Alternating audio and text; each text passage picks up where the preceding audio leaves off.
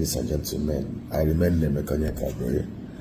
I have been reading some podcasts, some video clips posted in the social media space, where some people were saying, "Oh, Aliko Dangote sells refined petroleum product cheaper to offshore buyers rather than the local petroleum traders in Nigeria. That is why."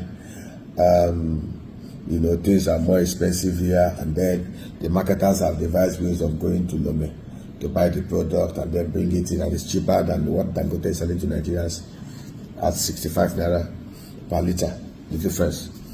Now, you see, the problem with us in Nigeria is that we try to put blame where blame is not supposed to be. Aliko Dangote is not Father Christmas, for crying out loud. Alhaji Aliko Dangote is the most consequential man in Africa today. If every other African leaders and businessmen believed in Nigeria and Africa the way Aliko believed Nigeria and Africa, here will have been paradise. Aliko even alluded to it that he's not the wealthiest man in Nigeria. There are many political officials, past and present, who looted more money. Between 1999 to 2025, over $400 to $500 billion have been looted out of this country. If those monies looted to buy houses in Dubai and other places by incompetent marabouts who call themselves politicians have been invested here, just like Aliko is investing here. Here will have been paid. Maybe not digress. Aliko is the most consequential man. You see what he's trying to do at Olokala. Every one of us must support him. And I will explain to you why Aliko is not to be blamed. Most of you don't understand how refineries work. This man spent $20 billion to do what the federal government of Nigeria could not do. The last time a brand new refinery was built in Nigeria was in 1986 by Babangida. Basanjo built one, Gowon built one. From 1999 after squandering $25 billion, we couldn't even repair any of the old refineries that were built by the military guys. Aliko invested his money, everything, built a single train refinery, 650 barrels per day. All of us are supposed to be proud of him. And how this industry works, there are big traders who offtake his products in advance. The refinery is not something you start and you stop it. It's not like I better pass my neighbor generator. For it to work, the producers of the petroleum products, the refiners, must have an offtake market. Off-takers will pay in advance. Some of the big traders, Glencore, Trafigura, Muko, can actually pay for 1 year's supply, running into billions of dollars. Your local traders, Dapman, Norman, does not have that kind of money. And to give somebody, for somebody to pay in front, there must be a discount, a huge discount. And that's how it works. Every manufacturer, every producer will always sell at a huge discount to major off-takers. Now, what do we do? I've shared with us what we need to do to make here very attractive for everybody, to provide equal, huge opportunities for every player in the downstream oil and gas sector. In the downstream, we have the refineries, the depot owners, the haulagers, and the retailers. Those at the filling station. Ipman, Tapman is for depot owners. I've said that we have 445,000 barrels of crude that was supposed to be allocated by Nnpc to the dead refinery that they used to steal $25 billion. I've shared with us the dynamics on how we can allocate those crude to Aliko Dangote under a produce, sell with a defined margin. I've shared it with us here also. The refinery margin, especially for even those that are integrated to upstream, like the Renaissance of this world, how to listed on the exchange, it ranges between 8 to 25%, depending on the dynamics and the situation in the external situations.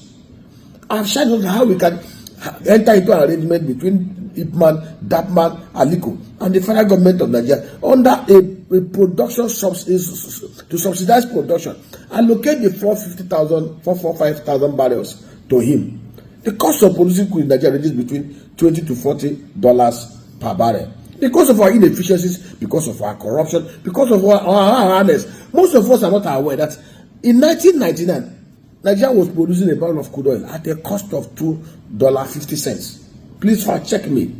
How did the cost of crude oil production rise from $3.50 in 1999 to average of $25 to $40 per barrel today? Because of corruption, because of obsolete nature of our infrastructure, we have refused to attract new investment, inefficiencies, insecurity, every manner of nonsense. That is why our crude oil production is at a level that is not supposed to be. And we have refused to do the right thing to fix it. The only man who have decided to risk everything here, rather than support him, rather than encourage him, we are trying. Let me tell you, if I'm Aliko, I will not sell even to the Nigerian market. Nonsense. Does it owe us? Those we elected and elected to power from 1999 till now wasted $25 billion. They could not fix your refinery. You didn't do anything. Nobody was arrested. Nobody was prosecuted. Nobody was sacked. Now they've awarded another contract for $2.5 billion. You're not asking questions. You're trying to vilify a man who has taken everything. He sold everything he owns offshore to put the money in here. From Cayman Island to UK, to America, to South Africa, to Dubai. Most of the really high-end lists are owned by your politicians. Even to Florida. The other one, the loquacious alcoholic man from River State. Own properties everywhere in America. Drives Rolls Royce and limousines, which Aliko does not drive. They loot billions and they will not invest. The only man that have invested. Rather, so let me tell you, if we want to do the right things, what we need to do is to unbundle Nnpc. Sell down 70% of the federal government of Nigeria shareholding in Nnpc to deep-pocketed investors. We can sell 30% to local or international investors with deep pockets and technical capacities, and then 40% to Nigerians and list it on the floor of the exchange. And if you do this within the next 1 to 2 years, you will see massive inflow of over $20 billion into this economy annually in the upstream sector. We can ramp up our crude oil reserve to nothing less than 60 billion barrels.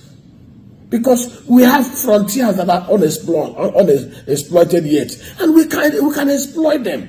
Then we must introduce efficiency, honesty, sincerity, and put in place security measures. We can also go further, amend the laws. No company in Nigeria will operate in such a way that no one person will own more than 60% if it is to be listed publicly, either directly or indirectly, to enable Nigeria's benefit. Now, Aliko Dangote wants to list his refineries. We will compel him to sell down 40% and still retain majority, so that Nigerians can benefit from everything that is being done. And the same thing for every other company. And let me tell you, if we do this cost plus margin production arrangement, price of petroleum products, even at the current global market price, we sell in Nigeria at nothing less than 650 naira per barrel per liter anywhere in Nigeria. It's a very simple thing. Allocate the 5,000 barrels a day to him under cost plus margin to refine a barrel of crude oil, which is efficient with the efficiency in his refinery, will cost us about $10. If you even give him a margin of 20%, and then that man and IPMAN members will have their own margin inserted there, in a way that everything that is produced within that production quota is sold locally here. 440,000 barrels of crude oil will give us white petroleum products, AGO, PMS, aviation fuel that will serve our local market here. We know what to do, and put in place strict regime to make sure that the products are not carted out of Nigeria and its consumer. It will reduce energy costs. It will remove the pressure domestically. Then Aliko Dangote can come down and sell after he's expanding his refinery capacity to 1.4 million barrels. He can sell the rights to Trafigura, to Vitol, and to other people. When we have energy security, every nation subsidizes production, helps and incentivizes local production, even giving tax incentives. But we will not do it. Some of us, some ignorant bloggers will go everywhere. Aliko is selling his product cheaper to foreigners, and the Nigerians will go and buy it, and they will come and sell it cheaper than Western Nigerians. But see, ignorance is worse than poison. Aliko is the most consequential man, and I encourage him. He should not relent. And every other entrepreneur in Nigeria should not relent. Doing business in Nigeria is very difficult because those in the public sector are mostly mindless criminals and looters, incompetent, dumb thinkers. With the way God bless Nigeria, if we have in the political space today men like Michael Obama, men like Desamu Bakwe, men like Roti Jokonde, if we have them in a majority today across the 3 tiers and halves of government, working with the private sector eggheads, Nigeria will be one of the biggest countries in the whole world in terms of economic buoyancy. But unfortunately, we are plagued with the most monstrous, devilish, criminal political class, ably egged on and clapped for by a mass of zombies who have refused to live up to their citizens' obligation, who call themselves Nigerians. God have mercy on us. Apologies to the very few who decided not to be part of the nonsense. Thank you.